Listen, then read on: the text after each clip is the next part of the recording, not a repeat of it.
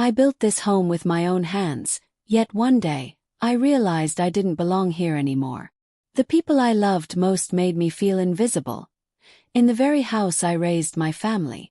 I smiled when they pushed me aside, but inside my heart was breaking. I thought a mother's love would keep me close. I was wrong. Every corner of this house held my memories, yet I felt like a stranger in every room. I spent decades caring for my son in this home, and suddenly I was no longer needed when my daughter-in-law told me, "Mom, you should rest in your room now." I smiled instead of crying. I nodded slowly, the way women like me learn to do after many years. I folded my hands in my lap and said, "Yes, son. You're right." But inside me something very old and very fragile broke. That day, I realized something I had never imagined. Not even in my worst fears, I was no longer the woman of this house. I wasn't even a guest, I was just someone who needed to be managed. I walked quietly toward my room. My footsteps made no sound on the floor I had cleaned with my own hands for years. The walls no longer recognized me. The curtains I once chose now reflected someone else's taste. I closed the door gently behind me. I sat on the edge of the bed. And for the first time in my life, I asked myself a question that scared me. How did I become a stranger in the home I built? I didn't always live like this. There was a time when this house woke up to my voice, a time when the kitchen waited for me, a time when my son Saad wouldn't take a single step without asking me first. Now even my silence felt too loud. I looked at my hands that day. They were thin. The skin was loose, the veins stood out clearly. These hands had cooked meals for years. They had washed clothes. They had wiped tears. They had held my son when he was sick.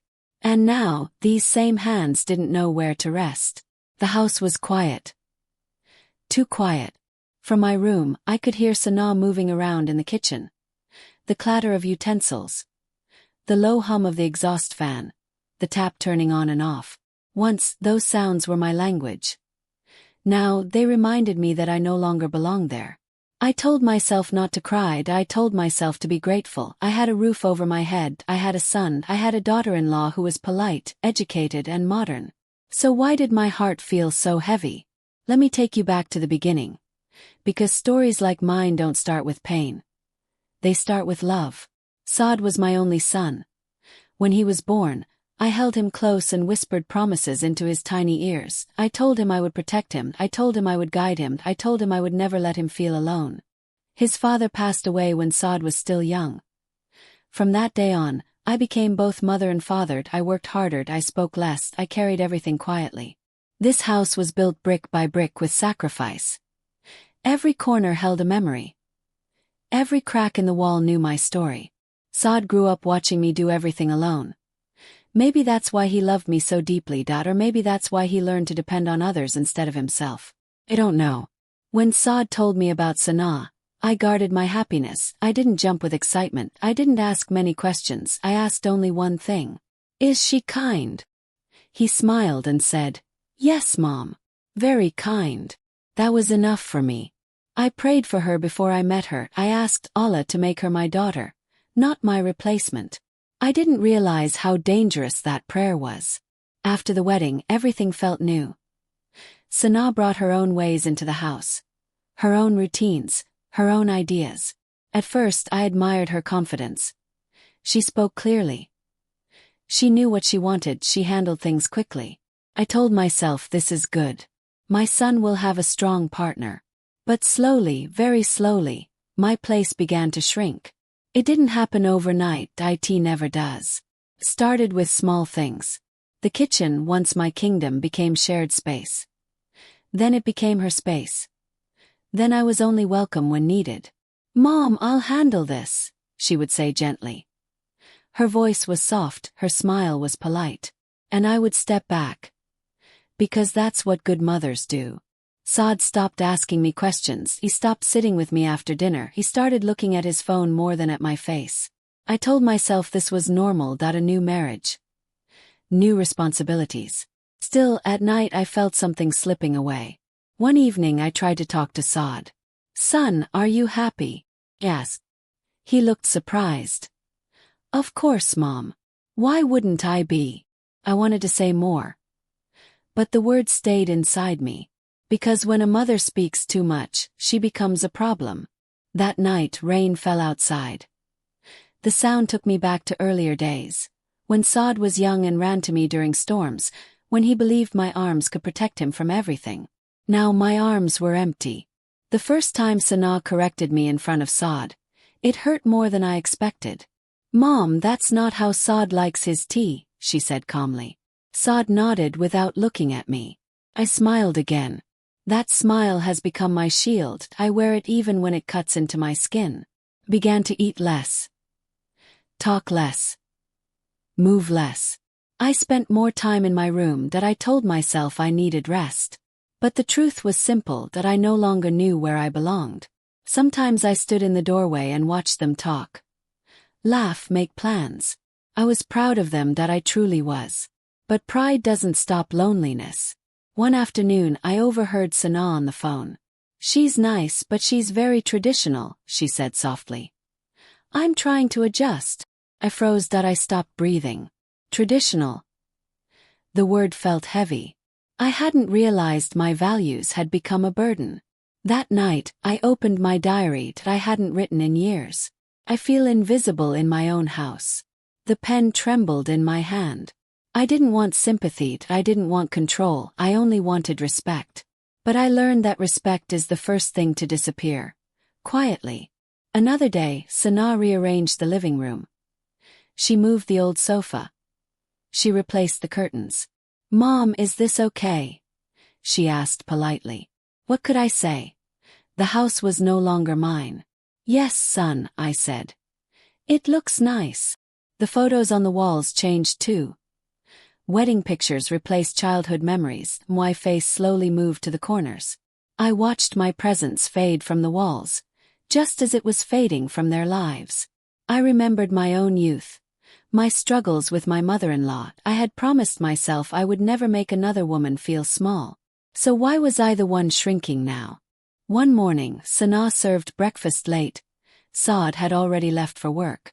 "Mom, you should eat on time," she said gently. I wanted to laugh, that I had spent years making sure everyone else ate on time. Now even my hunger had to wait. That day, something inside me stopped trying. I stopped offering advice. Stopped reminding. Stopped hoping. Because hope hurts when it has nowhere to go. And then came the sentence that changed everything. "Mom, it would be better if you stayed in your room more." She didn't say it angrily. She didn't raise her voice. That made it worse. I nodded. I smiled. Because I didn't want to become the difficult mother. That night I lay awake, staring at the ceiling. This house knew my laughter, my tears, my sacrifices. And yet it no longer recognized me. That's when I understood. I didn't lose my home suddenly, that I slowly gave it away. Piece by piece, silence by silence. If you're listening to my story, maybe you understand this feeling. Maybe you've smiled when you wanted to scream. Maybe you've stepped back just to keep the peace. This story isn't about blame, that it's about quiet loss. That night, sleep did not come to me easily. I turned from one side to the other. The ceiling fan kept moving slowly, making a soft sound. That sound used to comfort me that night. It only reminded me how awake I was. I kept replaying Sana's words in my mind. Not loudly. Not angrily. But clearly. "Mom, it would be better if you stayed in your room more." I tried to understand what she really meant. Maybe she was worried about my health. Maybe she wanted me to rest. Maybe I was overthinking. That is what women like me do. We find reasons to excuse the pain, that we explain away our own hurt. But my heart knew the truth before my mind accepted it. I got up quietly and went to the window. Outside, the streetlight was glowing softly. Everything looked calm, normal. Inside me, something felt completely wrong.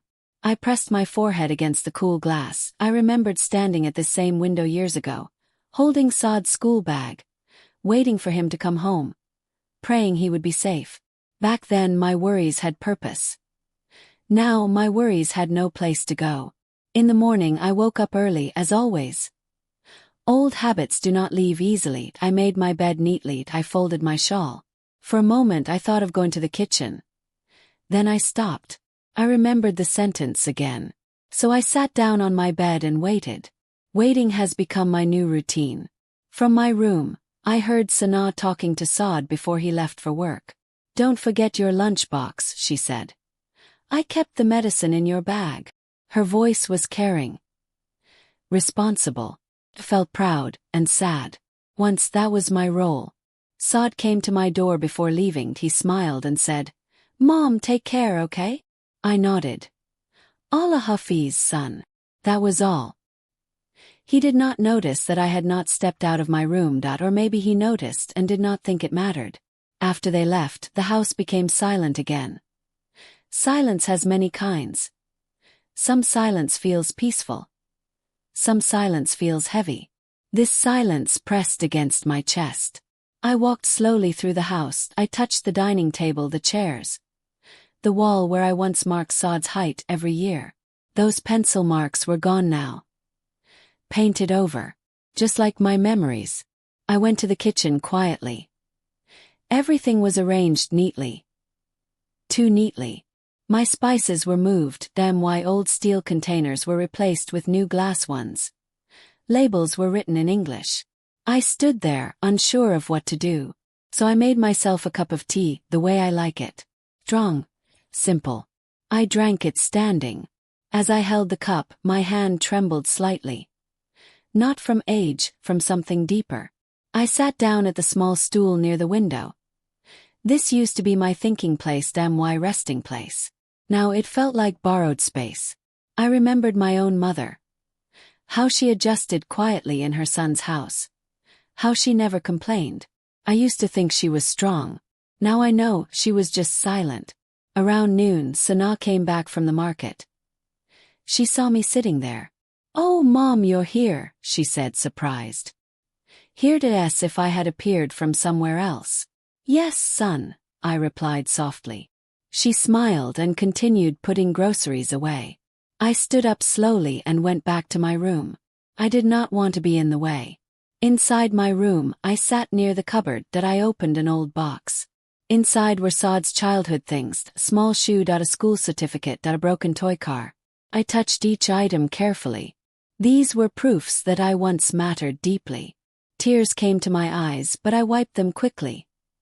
Crying does not change anything. It only makes others uncomfortable. So I stayed quiet. Days passed like this. Slowly. Silently. No arguments. No fights. Just distance. Sometimes Sana would ask me something politely. "Mom, do you want sugar in your tea? Mom, are you feeling okay today?" I always answered kindly. "Yes, son. I'm fine." Because saying I'm not fine opens doors you are not allowed to walk through. At night, I would hear Saad and Sana talking in their room. Their voices low. Their laughter soft. I was happy for them. But happiness and loneliness can live together in the same heart. One evening, Saad brought home sweets. "Just like that?" asked, trying to sound light. "Yes, Mom. Sana likes them," he replied. He did not notice I hadn't eaten any. I began to feel smaller each day. Not in body, I in presence. I started doubting myself. Was I interfering? Was I old-fashioned? Was I too much? When a woman starts questioning her worth, she disappears slowly. One afternoon it started raining again. Rain has a way of opening old wounds. I sat by the window and watched people rush for shelter. I realized something painful. I had nowhere to rush anymore. I remembered the day this house was finished. How proud my husband was, how he said, "This will always be your place." He did not know how time changes promises. That evening, Sana knocked on my door. "Mom, dinner is ready," she said. I hesitated. "Son, you eat." "I'm not very hungry." She nodded and left. No insistence, no concern. That hurt more than anger ever could. I lay down early that night, my stomach emptied and my heart full. I wondered how many women live like this. Quietly. Invisible. This is how it begins. Not with shouting. Not with cruelty. But with silence. With good intentions that slowly erase someone. If you are listening to my voice right now, And if you are a mother or a daughter-in-law or a son, I want you to understand something. No one wakes up one day and becomes a stranger. Happens slowly. And I did not even realize when it started. Before everything became quiet and heavy, before silence started living with me, there was a time when this house felt full. Not perfect, but full. I want you to see that time too. Because to understand my pain, you must first understand what I once had. I was married very young and I did not know much about the world back then. But I knew how to love. And I knew how to work hard. My husband was a simple man. He believed in honesty, routine, and family. This house was his biggest dream. We saved money slowly, we delayed comforts. Every brick in this house carries a sacrifice. When Saad was born, this house finally felt complete. His laughter filled the rooms, his small footsteps echoed in the corridors. I built my life around him. When my husband passed away, this house became very quiet for the first time. People came. They offered condolences. Then they left. Saad and I were left behind. Together. Alone. I became stronger than I ever thought I could be. Not because I wanted to, but because I had to. I taught Saad discipline, respect, kindness. I never spoiled him, but I never let him feel unloved either. As Saad grew older, this house grew with him. We celebrated small joys here. Exam results. First job. Simple dinners together. He used to come home and tell me everything. Office stress. Friends, dreams. I listened, that was my role. And I was happy in it. When he reached the age of marriage, people started asking questions. I did not rush him, that I wanted him to choose with peace. When he told me about Sana, I listened carefully. He said she was educated, confident, independent. Smiled. I believed independence was strength. I did not see it as distance back then. The first time Sana came to our house, I tried my best to make her comfortable. I cooked her favorite dishes. I spoke gently. I watched her expressions. She was polite, soft-spoken, reserved. Thought she is shy. I did not know she was observing. The wedding happened simply, respectfully. After the wedding, Sana came into this house as its new light. At least that is what I believed. I told myself, she is not here to take my place. She is here to build her own. That thought gave me peace. In the beginning, things were fine. We shared the kitchen. We shared responsibilities. We shared polite conversations. Sana would ask, "Mom, how do you usually do this?" And I would explain calmly. I liked teaching her. It made me feel useful. Saad seemed happy. That mattered the most to me. He smiled more. He spoke about plans, about the future. I told myself this is how life moves forward. Slowly, routines began to change. Sana woke up later than me. She preferred doing things her own way. At first, I adjusted easily. I thought flexibility was wisdom. I let her take control of small things. Meals, decorations, shopping. Felt harmless. I did not notice when small became everything. Saad started coming home late. Office work, he said. Dinner times changed. Conversation shortened. I did not complain. Mothers who complain lose their sons quietly. I tried to bond with Sana. I really did. I asked her about her day, her family, her childhood. She answered politely, briefly. Our conversations never went deep. I thought time would fix that. One day she said, "Mom, things are different now. Times have changed." She did not say it rudely. But it stayed with me. Different does not always mean better. Sometimes it just means unfamiliar. I started feeling like a guest during conversations. Like someone who had entered a room late. I would sit quietly and listen. Silence felt safer than misunderstanding. I noticed how Sana and Saad discussed things privately. Decisions were made before I knew about them. New furniture arrived. New rules formed. I adjusted. 'Cause I believed love means adjusting. I remember one evening clearly. We were sitting at the dining table. Sana and Saad were talking about moving things around. They did not ask my opinion. I smiled and kept eating. Inside, something shifted. That night I told myself something important. Do not hold on too tightly. Let your son live his life. That sounded mature, wise. I did not realize I was letting go of myself too. Began stepping back. Slowly. Voluntarily. I thought space would bring respect. I was wrong. This is how the setup of my story looks. No cruelty, no harsh words. Just a slow change of roles. A mother becoming background noise. I did not know yet that this quiet adjustment was preparing me for a much deeper pain. I did not know that soon I would question my place, my worth, and my right to belong. I want to slow down here for a moment. Because this part of my life did not hurt at first, it only confused me. Confusion is gentle, it does not scream, it just sits quietly beside you. After Sana settled in, I noticed how carefully she planned her days. She liked schedules. Lists. Clear rules.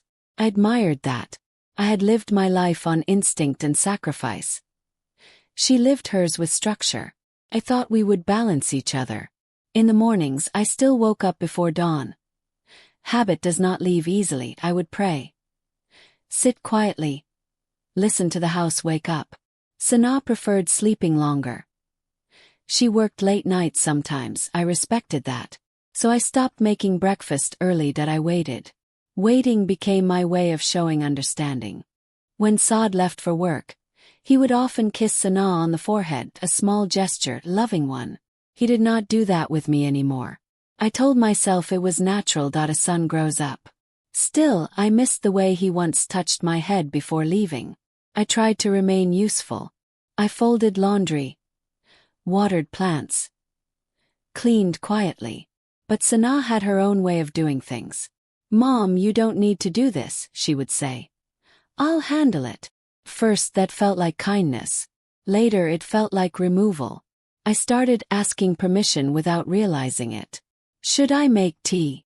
Is it okay if I go out? Do you need anything? I was surprised at myself. This was my home. Why did I sound like a guest? Sometimes Sana's mother would call. I could hear Sana laughing freely on the phone. Her voice would change. Softer, warmer. I wondered when she last spoke to me like that. I thought maybe I needed to try harder. So one afternoon I cooked a meal I knew Saad loved. His favorite from childhood. When he came home I said, "I made this for you." He smiled politely. "Thank you, Mom. It smells nice." Sana served the food. Saad ate quietly. No memory, no excitement. Just food. That night, I sat alone in my room and felt foolish. Love cannot be forced through old recipes. I began noticing how Sana managed conversations. She was never rude. Never loud. She used calm sentences. Gentle boundaries. Those boundaries slowly built walls around me. One day she said, "Mom, couples need privacy." She smiled when she said it. I nodded. Privacy is important, that I agreed. So I stopped sitting in the living room at night. Saad did not ask why. That hurt more than Sana's words. I noticed changes in small traditions. We no longer ate together every day. Everyone ate according to their own schedule. Family meals became rare. The table felt bigger, colder. I started eating in my room sometimes. Not because anyone told me to. Because it felt easier. I remember one afternoon very clearly. I was sitting in the living room reading. Sana entered and paused. "Oh, Mom," she said, hesitating. "Saad and I were about to watch something." I stood up immediately. "Of course, son," I said. I took my book and walked away. She did not stop me. That was the moment I understood something important. No one was pushing me out, I was walking out on my own. Because staying felt uncomfortable. I began to shrink my presence. Lower my voice. Limit my opinions. I believed this would keep peace. Peace has a cost. I was paying it daily. I missed my husband deeply during this time. He would have understood, he would have spoken for me. But some women are meant to endure alone. I thought about my own behavior. Had I ever made Sana feel unwelcome? Had I crossed lines without realizing? I searched my heart honestly. I found no cruelty there. Only fear of being unnecessary. One evening, Sana said something casually. "Mom, things work better when everyone has clear roles." Clear roles. That sentence stayed with me. My role was no longer clear. I wondered what my role was now. To stay quiet. To stay out of the way. To exist politely. No one explains these rules to mothers. You learn by feeling ignored. Saad remained respectful. He never raised his voice. Never argued. That made it harder. Because how do you complain about politeness? I wanted to talk to him to tell him I felt lost. But every time I tried, I saw how tired he looked. I stayed silent. Silence became my gift to him. At night, I would lie awake and remember old days. Saad asking me for advice. Laughing loudly. Sitting beside me without reason. Now everything had a reason. Time, space. Privacy. I am not telling this to make Sana look bad. She was not cruel. She was simply building her life. The problem was that my life was quietly being dismantled in the process. This setup matters. Because pain does not always come from bad intentions. Sometimes it comes from unspoken expectations. I wish someone had told me then that adjusting endlessly does not bring closeness, it brings erasure. At this point in my story, I still believed things would improve. I believed love would find balance.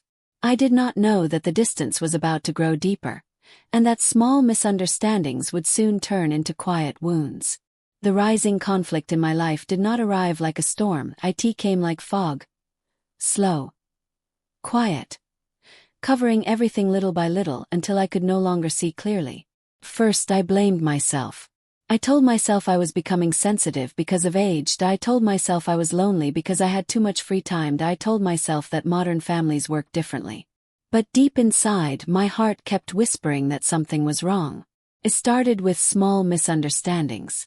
One morning I made tea the way I always had. Strong. Less sugar. I placed the cup in front of Saad. Sana looked at it and said softly, "Mom, Saad doesn't drink tea like this anymore." I smiled. "Oh," I said, "I didn't know." Saad avoided my eyes. That small moment stayed with me all day. How could a habit formed over 30 years disappear without me knowing? Another day, I reminded Saad about a family function. He looked confused. "Sana already decided we won't go," he said. "She told me." He nodded. No one had told me. I began to notice a pattern. Decisions were being made around me, not with me. I was informed, not included. I stopped reminding myself that this was temporary. Because it was becoming permanent. Sana was very organized. She liked control over her environment. That included conversations. Whenever I tried to share an opinion, she would listen politely, then say, "Yes, Mom, but we've decided differently." That sentence ended many conversations. Saad never contradicted her. He stayed neutral, silent. I started missing even his old disagreements with me. At least then, I mattered enough to disagree with. I noticed my health changing too. I felt tired more often, that I lost my appetite. But I did not mention it. Illness gives people another reason to manage you. One afternoon, Sana reorganized the kitchen completely. When I walked in, I couldn't find anything. I stood there, confused. She said kindly, "Mom, I changed things to make them more efficient." Efficient for whom? I did not ask. I began to feel nervous in my own kitchen. I would open drawers slowly, afraid of making noise. Afraid of doing something wrong. Fear has no place in a home.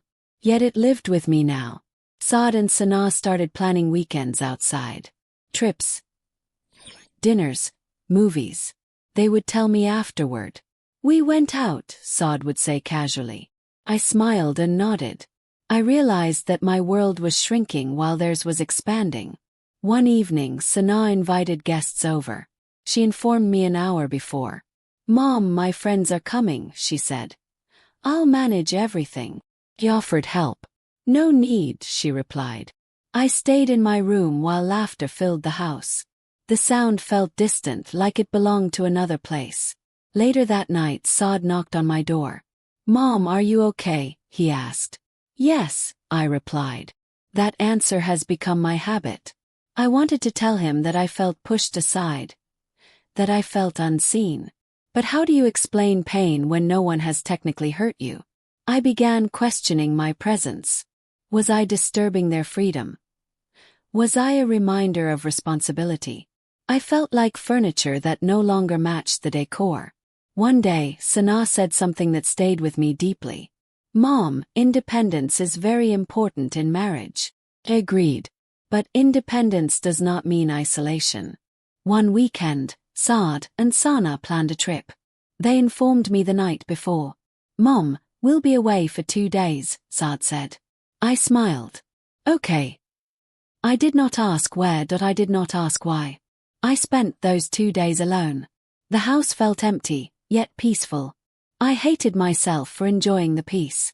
While they were away, I walked through the house slowly, touching walls, furniture. I realized something painful. I felt more at ease alone than when they were present. That is when loneliness changes form. When they returned, Sana brought gifts for everyone. She handed me a shawl. "I hope you like it, Mom." I thanked her. The shawl was beautiful, but it felt like compensation. I noticed how Saad had started depending on Sana for everything. Food, schedules, decisions. He no longer came to me first. That shift felt final. One evening, I reminded Saad about his father's death anniversary. He looked confused. "Oh," he said, "I forgot." That hurt deeply. Some memories should never fade. Sana suggested a small prayer instead of the traditional gathering. "It's simpler," she said. Simpler for whom? Traditions are heavy only for those who did not build them. I agreed quietly.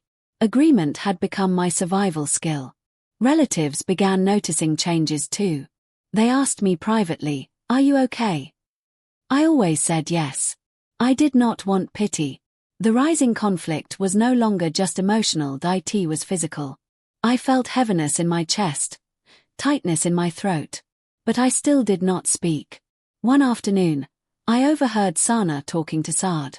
"She doesn't need to involve herself in everything," Sana said calmly. "She should focus on herself now." That sentence broke something inside me. Everything she referred to was once my life. Saad did not argue. He agreed silently. Silence can betray too. I went back to my room and closed the door. I sat on the bed for a long time. I did not cry. I felt numb. I thought about all the women before me, mothers who gave their lives to their sons, and ended up alone in the same house. I wondered if this was fate, or if it could have been different. I tried once more to connect. One evening, I asked Sana if she wanted to sit and talk. She said, "Maybe another time, Mom. I'm tired." That other time never came. The house felt divided into emotional zones. Places I could go, places I could not. I learned these rules without being told. I stopped decorating for festivals.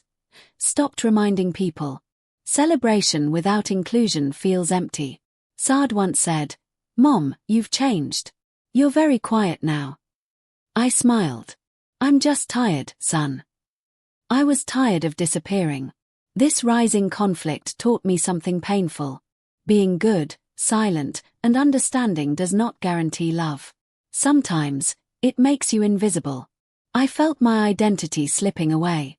I was no longer a mother guiding her family. I was no longer the heart of the home. I was just someone living there. The worst part was not rejection. It was being tolerated. I began preparing myself emotionally. For what, I did not know. But my heart sensed a breaking point approaching.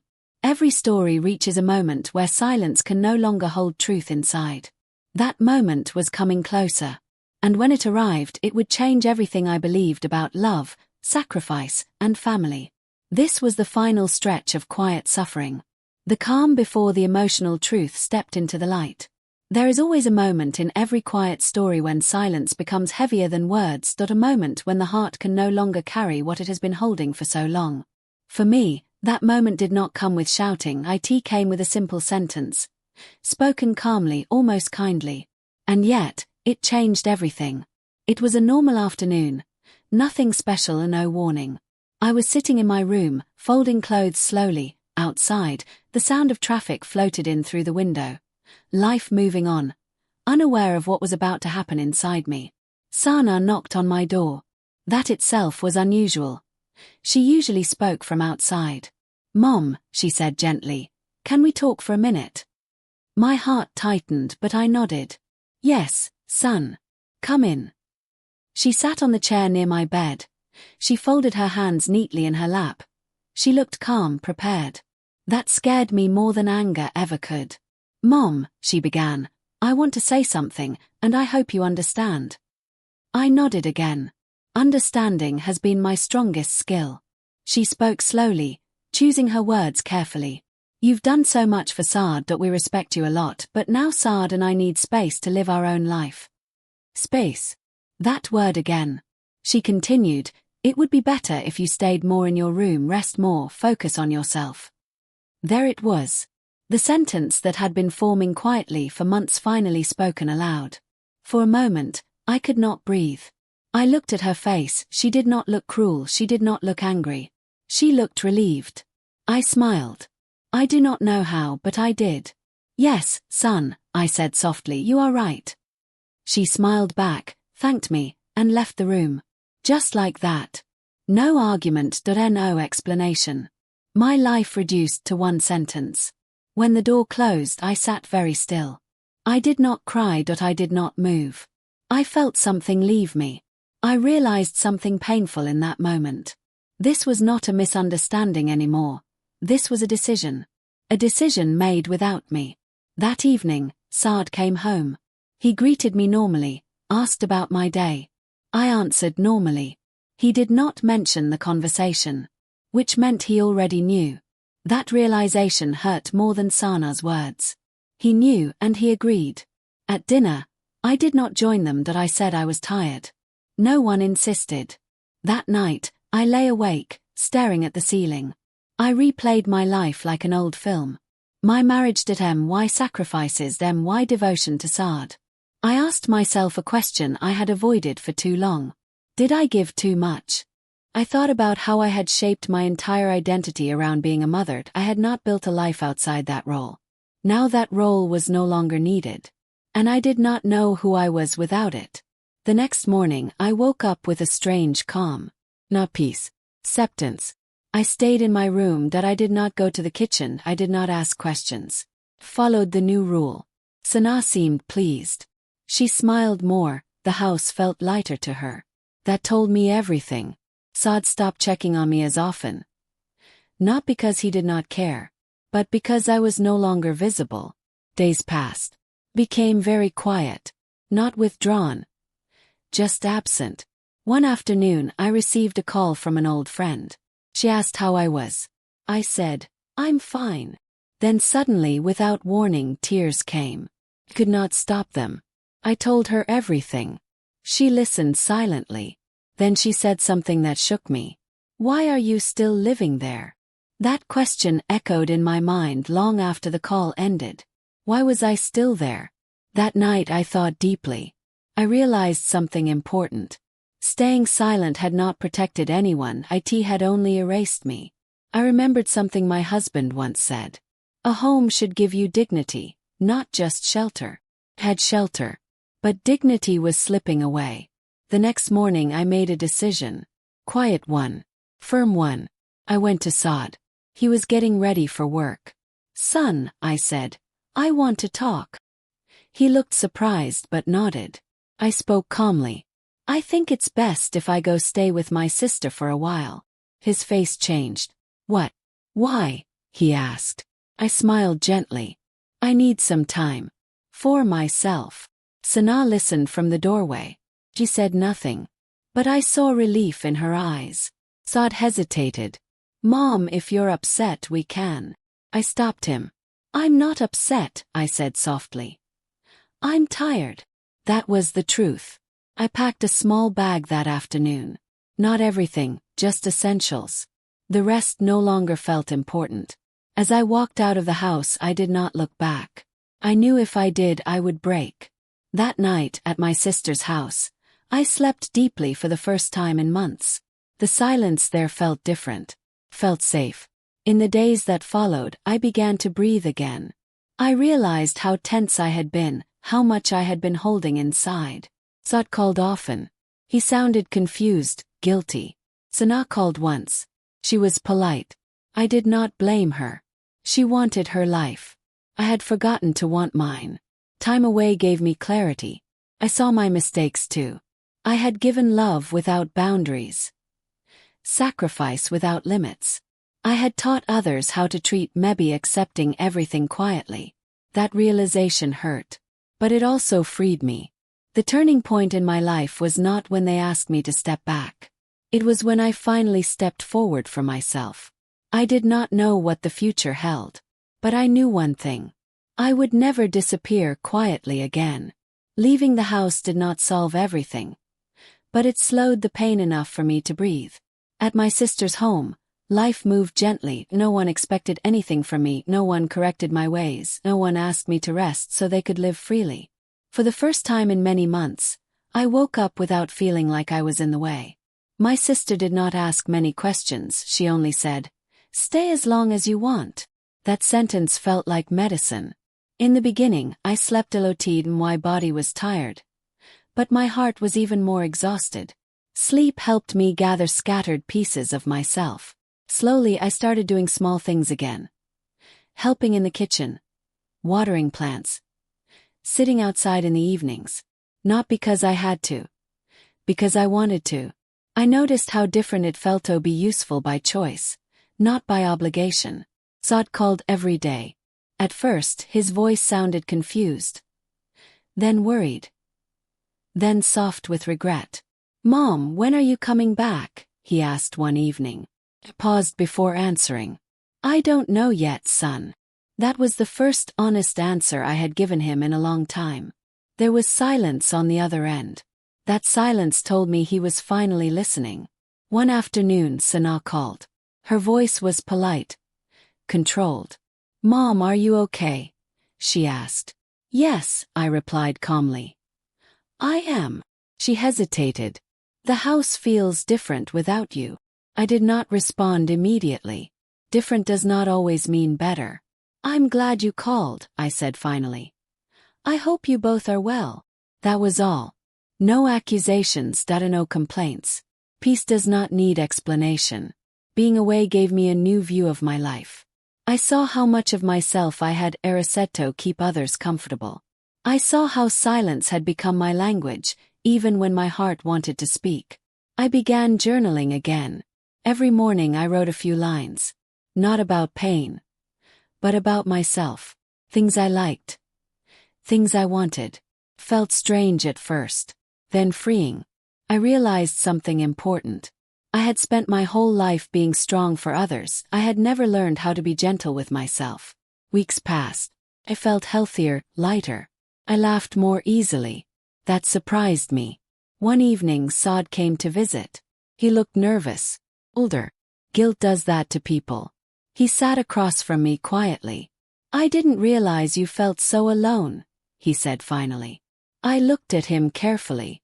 "I didn't realize it either," I replied. He lowered his eyes. "I thought giving you space was respect." He nodded. "And I thought silence was love." We both smiled sadly. That was the first real conversation we had had in years. He apologized. Not loudly. Not dramatically. Just honestly. "I should have noticed," he said. "I should have asked." I did not blame him. Blame closes doors. Understanding opens them. We talked for a long time. About expectations. About marriage. About mothers and sons. He admitted something that surprised me. "Sana was afraid you didn't like her," he said. "She felt judged even when you were quiet." I took that in slowly. Silence can be misunderstood in many ways. That night after he left, I thought deeply. Everyone in that house was struggling silently. We were all afraid of hurting each other. And in doing so, we hurt each other anyway. Sana visited a few days later. She looked uncomfortable, but she came. That mattered. She sat beside me. I didn't mean to push you away, she said. I just didn't know how to share space. I believed her. She was young, learning, just like I once was. I should have spoken, I told her gently, instead of stepping back quietly. She nodded. We both cried softly, not because of anger, because of understanding. Healing is not loud. It happens quietly, when people choose honesty over comfort. The question of returning home came slowly. No pressure, no urgency. I was not running away anymore. I was choosing. One morning I realized something important. Home is not just a building, it is where your dignity is safe. When I finally decided to return, it was with conditions. Not demands, boundaries. I spoke clearly to Saad and Sana. I will come back, I said. But I need space too, respect and honesty. They agreed. Not quickly, but sincerely. The day I returned home felt different. I was nervous, but I was also calm. The house looked the same. Yet something inside me had changed. I no longer felt the need to prove my worth. I did not rush into routines. I took my time. I sat where I wanted. I spoke when I wanted. Sometimes it felt awkward. Change always does. But slowly balance began to form. Not perfect, but real. Sana began asking my opinion again. Not always following it, but listening. That mattered. Saad started sitting with me in the evenings again. Talking. Listening. That healed something deep inside me. I did not return to my old role completely. And that was okay. I was no longer living only for others. I began attending a small community group. Made friends. Shared stories. My world expanded again. The resolution of my story was not about winning or losing. It was about reclaiming myself. I learned something important. Sacrifice should never cost you your identity. Love should not require disappearance. Sometimes, stepping away is the only way to be seen again. I am still a mother. Still a part of the family. But now I am also myself. Not perfect happiness, but quiet strength. Life does not return to normal after pain. It creates a new normal. Quieter. More careful. But also more honest. This was the kind of normal I stepped into when I came back home. The first few days after my return were slow. Not uncomfortable. Just thoughtful. We were all learning again. Learning how to share space. Learning how to speak without fear. Learning how to listen without defending ourselves. I noticed small changes first. Sana no longer spoke for me, she spoke with me. Saad asked questions again, simple ones. Mom, what do you think? Mom, would you like this? Those words felt like warm sunlight. I did not rush to take control again. I did not want the past to repeat itself. I cooked sometimes, I rested sometimes. I learned that balance is not about doing everything. It is about knowing when to stop. There were awkward moments too. Silence would fall sometimes. Old habits do not leave easily. But now, silence did not feel like rejection. It felt like space.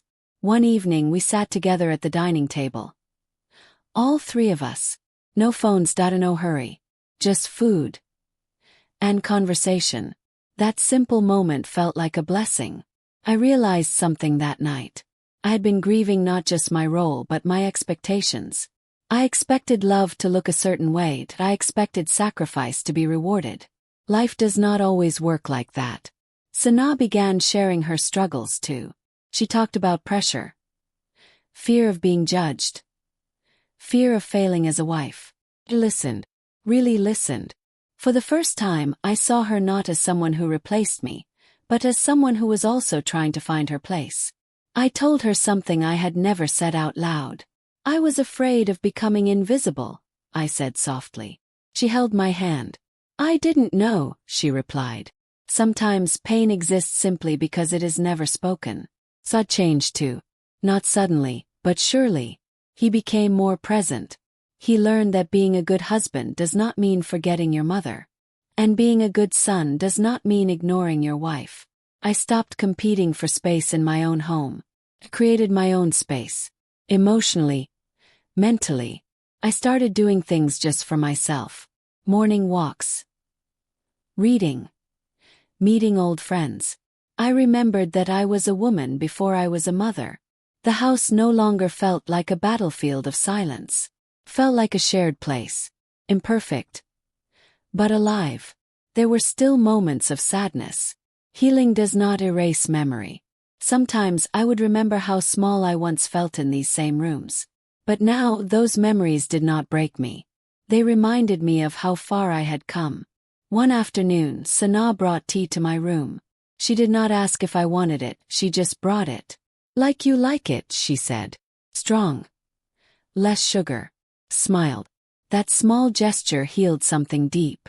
Not because of the tea, but because of the effort.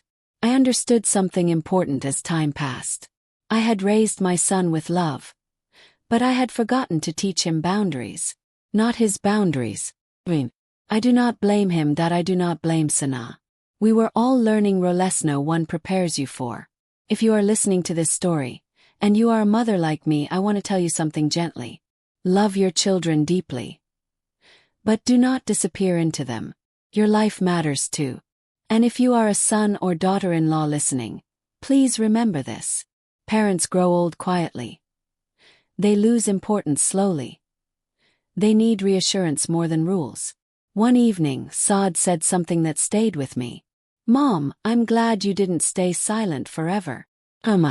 Silence may keep peace for a while, but it destroys connection. Honest words, spoken gently, heal more than endless patience. I no longer try to be perfect. I no longer try to be invisible. I exist. That is enough. Sometimes I sit alone in the living room now. Sometimes with them. The room no longer belongs to one person. It belongs to the family. I look at the walls of this house differently now. They still hold my memories. But they also hold new ones. Laughter. Conversation. Growth. This house did not reject me. I had quietly stepped out of myself. The lesson I learned came late. But it came clearly. Sacrifice without voice becomes suffering. Love without self-respect becomes loss. I am still kind. Still gentle. But I am no longer silent at the cost of my dignity. Somehow, I did become a stranger in the home I built. But I also found myself again stepping away and choosing truth. If my story reaches even one heart, one home, one relationship, then my silence was not wasted. Please remember this. Homes are built with bricks, but they survive on respect. Families grow with love, but they stay whole with understanding. And mothers must remember they are human too.